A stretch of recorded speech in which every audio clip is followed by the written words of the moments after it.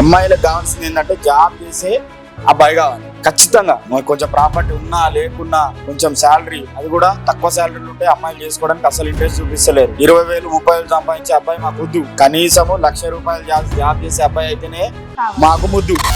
పిల్లలు ఉన్నారు, అమ్మాయిలు ఉన్నారు, అబ్బాయిలు ఉన్నారు. వాళ్ళకు తగ్గట్టు కావాలని కోరుకుంటారు.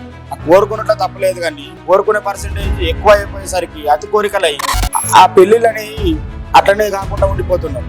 లేట్ మ్యారేజ్లు అయిపోయిన తర్వాత ఏముంటదమ్మా, ఫ్రీ బస్ పెట్టిన కాడికి చూస్తున్నారో లేదో మొత్తం అమ్మాయిలు ఏడ తక్కువ చెప్పండి సార్.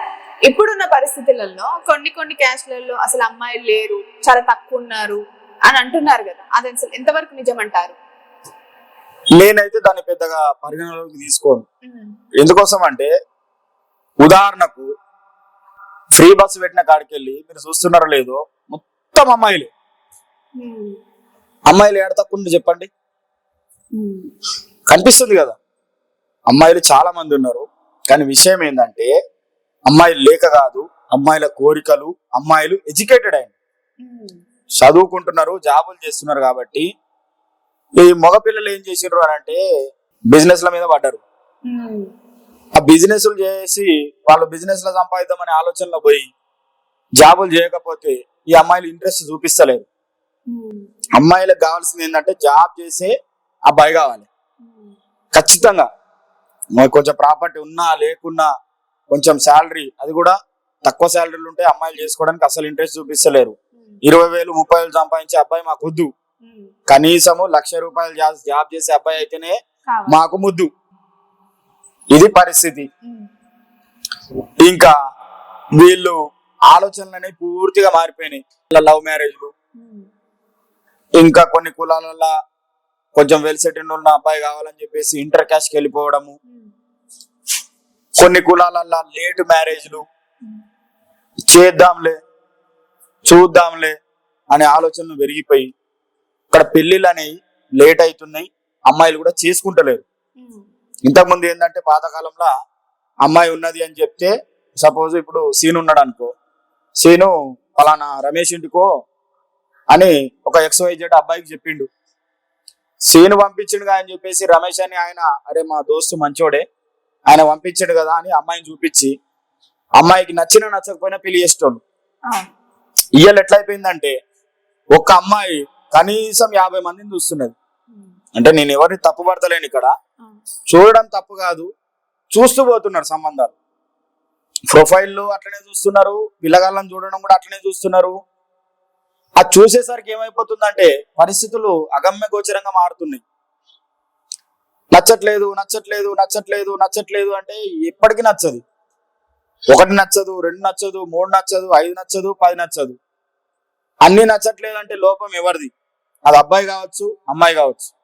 అప్పుడు దయచేసి అమ్మాయిలారా ఆలోచించండి, అబ్బాయిలారా ఆలోచించండి. పిల్లలు ఉన్నారు, అమ్మాయిలు ఉన్నారు, అబ్బాయిలు ఉన్నారు. వాళ్ళకు తగ్గట్టు కావాలని కోరుకుంటారు.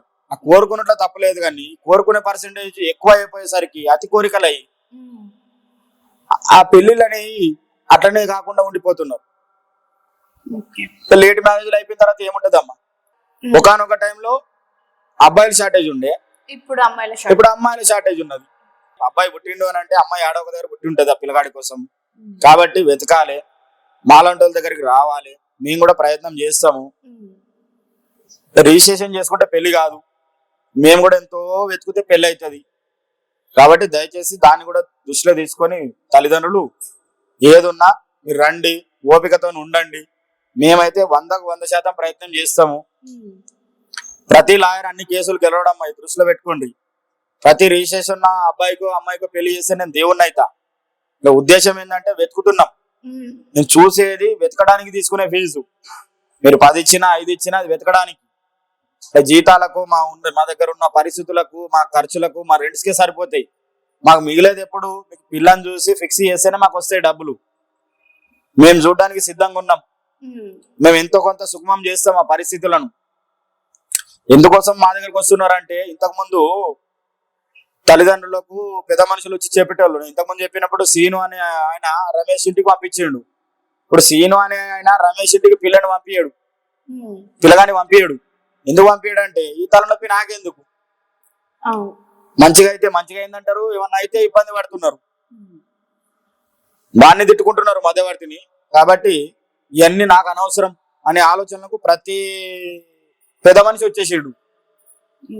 ఇక మ్యారేజ్ బ్యూరోలు పెరిగిపోతున్నాయి. మరి పెరగడానికి కారణం ఎవరు అని అంటే అమ్మాయి తల్లిదండ్రులు, అబ్బాయి తల్లిదండ్రులు. ఈ కోకర్లలో అవుతున్నాయి. పనికొచ్చినోడు పనికి రానోడు అందరు మ్యారేజ్ బ్యూరోని పెడతారు. ఇట్లాంటి పరిస్థితులు ఉన్నాయి. సరే, ఏదైనా వాళ్ళు చేసేది మంచి పనే, కానీ వాళ్ళకి అనుభవం లేక తప్పులు చేస్తున్నారు. గొప్పలు చెప్తారు, అబ్బాయి గురించి గొప్పలు చెప్తారు, అమ్మాయి గురించి గొప్పలు చెప్తారు. ఇక్కడ కావాల్సింది గొప్పలు కాదు కదా, నిజాలు. అందుకోసం ఏంటంటే మనము ఒక పెళ్లి చేస్తున్నామంటే మన అమ్మాయిదైనా అబ్బాయి అయినా సరైన మధ్యవర్తిని కూడా ఎంచుకోవాలి. ఇష్టం వచ్చినట్టు ఎవరికంటే వాళ్ళకు మన ప్రొఫైల్ ఇచ్చేసి వాళ్ళు ఏం చేస్తున్నారో, వాళ్ళు దాన్ని ఎంత మిస్ చేస్తున్నారో, మిస్యూజ్ చేసే వాళ్ళు కూడా ఉన్నారు. అంటే ట్రస్టెడ్ బ్యూరో ఉంటేనే నమ్మండి, వెళ్ళండి. అప్పుడు మీకు అమ్మాయిలు ఖచ్చితంగా దొరుకుతారు. వాళ్ళు వెతుకుతారు, వాళ్ళ డ్యూటీ అది కాబట్టి ఖచ్చితంగా వాళ్ళ దగ్గర వాళ్ళు ఏదో విధంగా ప్రయత్నం అయితే చేస్తారు కదా. డబ్బులు పోయినా పర్వాలేదు, కానీ జీవితాలకు సంబంధించి కాబట్టి దాన్ని ముందు ఆలోచనతోని ముందు చూపుతోని సరైన నిర్ణయం తీసుకోవాలి తల్లిదండ్రులు కూడా. అమ్మాయి తల్లిదండ్రులు కావచ్చు, అబ్బాయి తల్లిదండ్రులు కావచ్చు. ఇష్టమైన నిర్ణయం, ఇష్టం వచ్చిన నిర్ణయాలు తీసుకుంటే చెడిపోయేది మీరే. ఏందమ్మా, అమ్మాయిలు ఉన్నారు, బాధపడేది ఏం లేదు. ఓ మస్తు ఉన్నారు అమ్మాయిలు, లేకేం లేరు, ఉన్నారు. కోరికలు ఉండుట్లా ఇబ్బందులు అవుతున్నాయి. మరి ముందే మీరు మీ అబ్బాయిను అమ్మాయిని మంచిగా చదివించుంటే మంచి అమ్మాయి మంచి అబ్బాయి దొరుకుతారు.